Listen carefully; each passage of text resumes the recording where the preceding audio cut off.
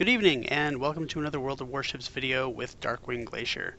In this battle I take out my tier 10 British cruiser, the Minotaur.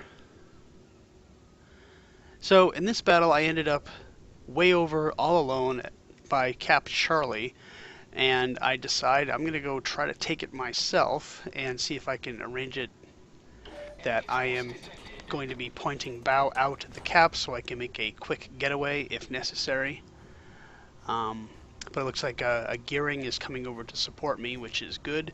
The idea being, if there is a sizable enemy force heading this direction, I need to get out of here fast so I could pop my smoke and flee if necessary. But if in the situation where nobody comes over here, I could get the cap myself. But as it looks like already on the mini-map, there are multiple enemy ships heading this way, 2 cruisers, a Rune and a Hindenburg, and 2 battleships, a Montana and an Amagi. But my gearing is right behind me. Looks like he's going to come to the cap too. We also have an Ibuki and a Prince Eugen coming to support us. But still, if they send 2 battleships in the Montana and the Amagi this way, we're going to have our work cut out for us. So I launched some preemptive torpedoes, knowing that the Amagi is still well out of range, but by the time my torpedoes get there, he may close into range. If anything, it'll cause them to turn away and maybe give us a little more time. So we've succeeded in getting the capture. And the gearing has launched some torpedoes as well. So there's going to be a nice large wall of skill down there. So now it's about time for me to open up fire. So I pop smoke and I begin shooting at the Amagi. But as is frequently happens when the smoked vessel is towards the front, you lose sight of everything. So hopefully the gearing will come out from behind the island and get me a target again. So there's the Amagi. I open up on him. Hopefully since I can only fire AP, I'll be able to do some damage to his superstructure. So one of my torpedoes succeeds and hits the Montana, and I switch my targeting to him instead since he's showing nice broadside. I'm still trying to get the range on him so I can aim mostly at the superstructure. The Amagi has taken multiple torpedo hits from the gearing's torpedoes, so now I start shooting at him, hoping that maybe we can take him out since he is relatively low on health. The Hindenburg is also showing up, but again, the gearing is now behind an island, so we are unable to target anybody since no one is visible again.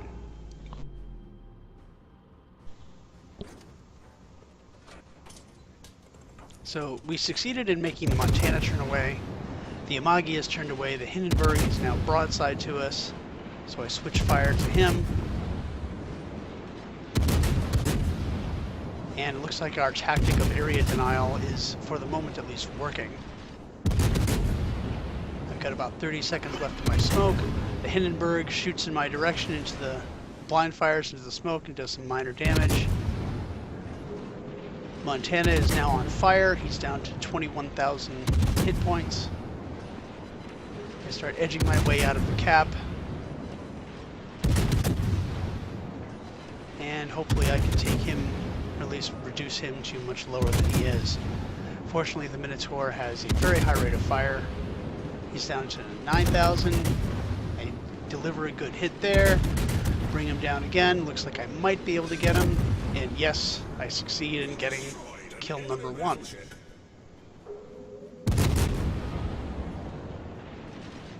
The Hindenburg takes another shot at me. But fortunately I'm relatively well angled and don't get any damage on me. Of course, neither do my shots damage him. So now I decided it's time for me to get out of the cap, and maybe I'm going to head over to the Cap Bravo and provide some support over there. I do have my friendly Iowa coming this way. The gearing is flanking them, so I think it's time for me to leave this cap and see if I can make an impact somewhere else. So there's a Fletcher, so I open up on him. He is giving some trouble to our Prince Eugen, and I notice the torpedoes, so I cut my throttle and I begin to turn away to ensure that I do not get torpedoed. More torpedoes are coming in towards the Prince Eugen, probably launched by the German destroyer in the gap between Bravo and Charlie. And I begin turning around again. Looks like Bravo, we have the Fletcher, the Amagi is about to move in, and the Rune, and there's also the Z-52.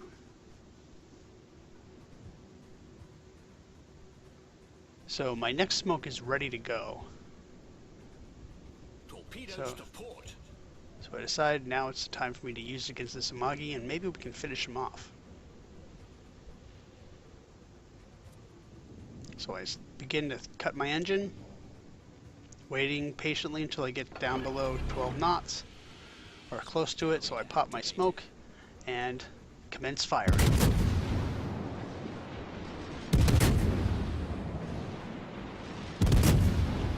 Of course, again, I lose sight of the Amagi. But since he's so big, I'm able to deliver some damage to him regardless.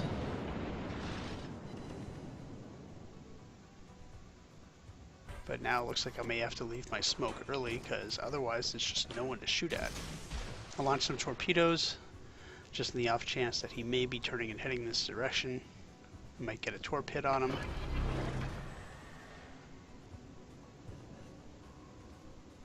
I pop my heal just to make sure I have plenty of health.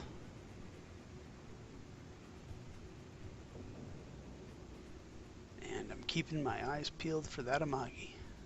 There's also the Fletcher too. He could pop out at any moment, and with some surprise torpedoes. So right now it looks like we have Cap Charlie well in hand.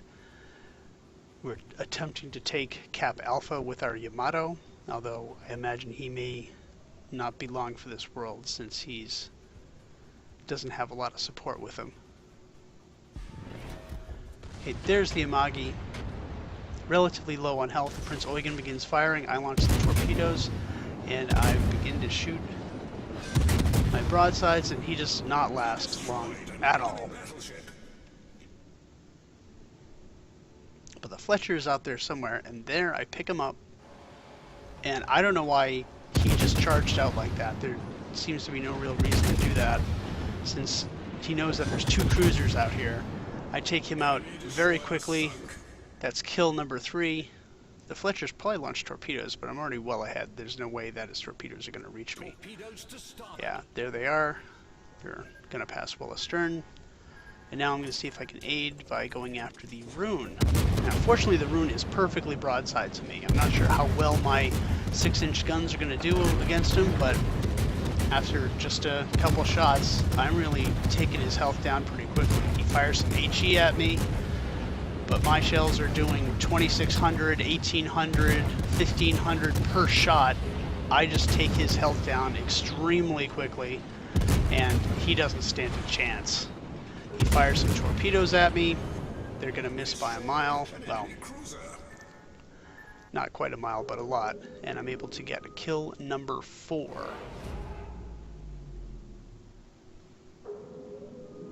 I was honestly very surprised that I was able to damage him as rapidly as I was. I figured that I'd be bouncing a lot more shells, but I guess a combination of the fact that he was perfectly broadside to me and the range was relatively low, that I was able to just punch right through his armor and get lots of penetrating hits. So I slow down in Cap Bravo to make sure that I'm going to actually complete the cap. So there's the Z-52. Arabuki is attempting to take him out. I launched some shells. I doubt I'm going to be able to hit him at this range, but the more pressure we can put on him, the better.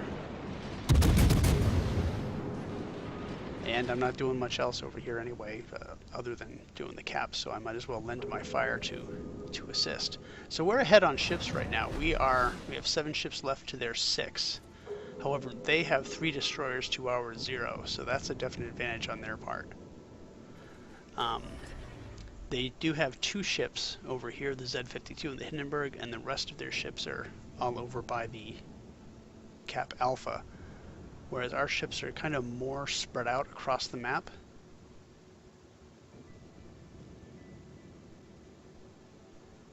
So at this point, I decided, before I'm going to go and aid my teammates over at Alpha, let's see if we can finish these guys over here. The Hindenburg is relatively low on health.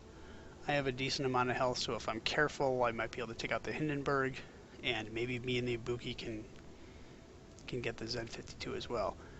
And suddenly the tide has turned as we've lost both our Yamato and our Bismarck. So now we are down one ship. We have 5 ships left to their 6, so all of a sudden things aren't looking quite so rosy as they were.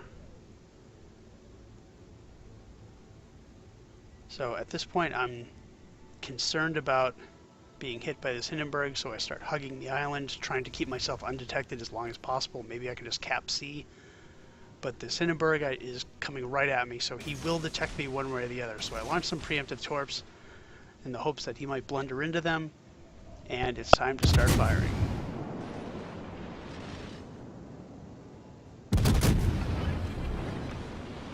So a bunch of my shells bounce, but I do get some good hits. He fires at me, I pop my smoke, and it looks like I might be able to get this kill because I'm doing a relatively good amount of damage. Yeah, he's down to 1900. He tries to kick off his heel, but it's too little too late. Kill number 5, Kraken unleashed. And in the meantime, looks like our Hindenburg took out the enemy Missouri, so we are up one ship again. Oh, there's the Z-52. Could this be kill number 6? Looks like he's close enough that I can be able to take him out, no problem. And he is killed, but not by me. My teammate, the Ibuki, takes him. So I am denied my kill number 6, but that's okay. I will gladly take the kill regardless. Here come the Z-52's torpedoes, which fortunately passed across on my starboard side, and I'm able to get into the sea cap now.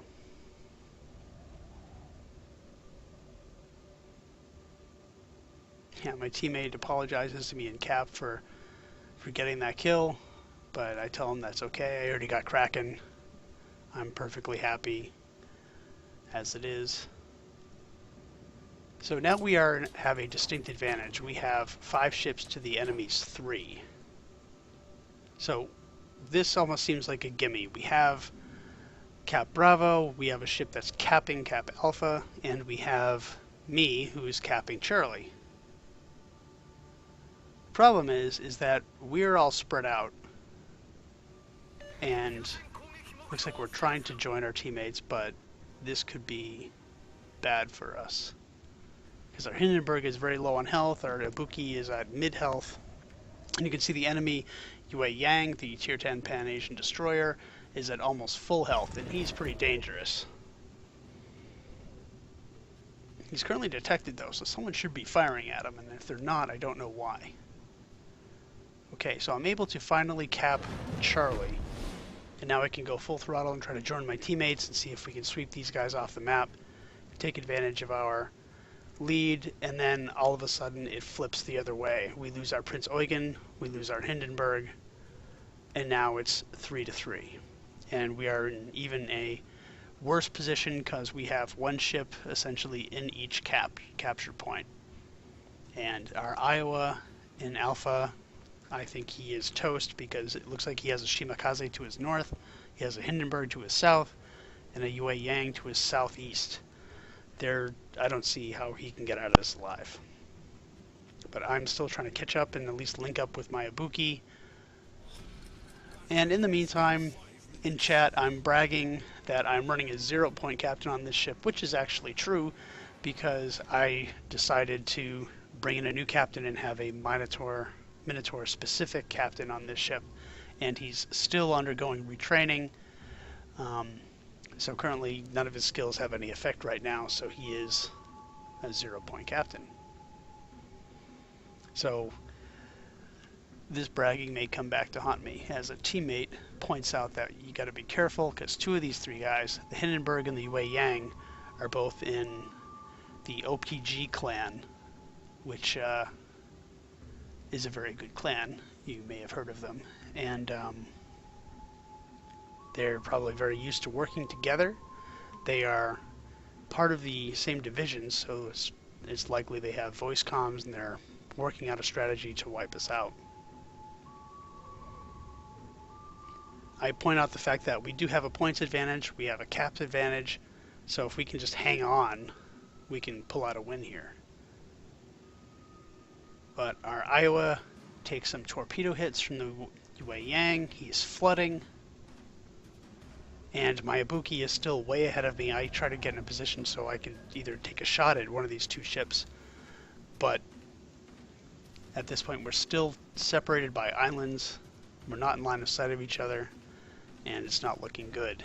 The Iowa dies due to flooding, which just leaves me and the Ibuki, which are on opposite sides of that island. So that's bad, probably bad play on my part. I should have tried to follow the Ibuki more directly. But now he's facing the Hindenburg, which has twice his health remaining and is a tier higher than him, and things are not looking good for the Ibuki, who just takes a torpedo hit. And now I finally get in range of the Hindenburg. I take some shots, but more torpedoes are coming, and the Hindenburg just eats him alive.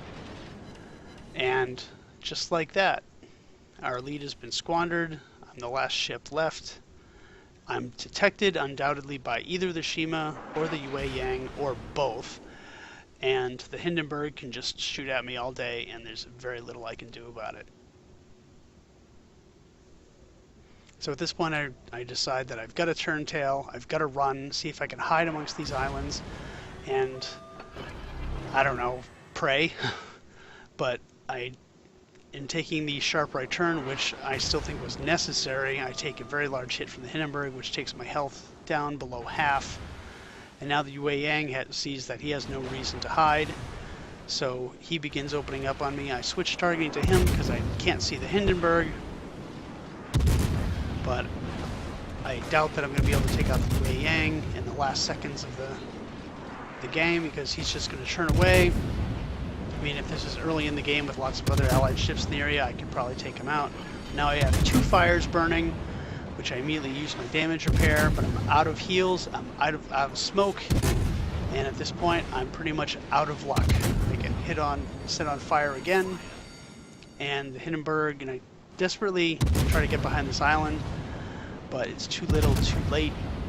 The Hindenburg just has to keep firing HE. And this is probably the kill shot right here, and that's what wipes me out. I still got a Kraken though, so I'm still happy with that game, even though we lost. And it was kind of sad that we had victory stolen from the jaws of the Kraken. Thanks for watching. I'll see you next time.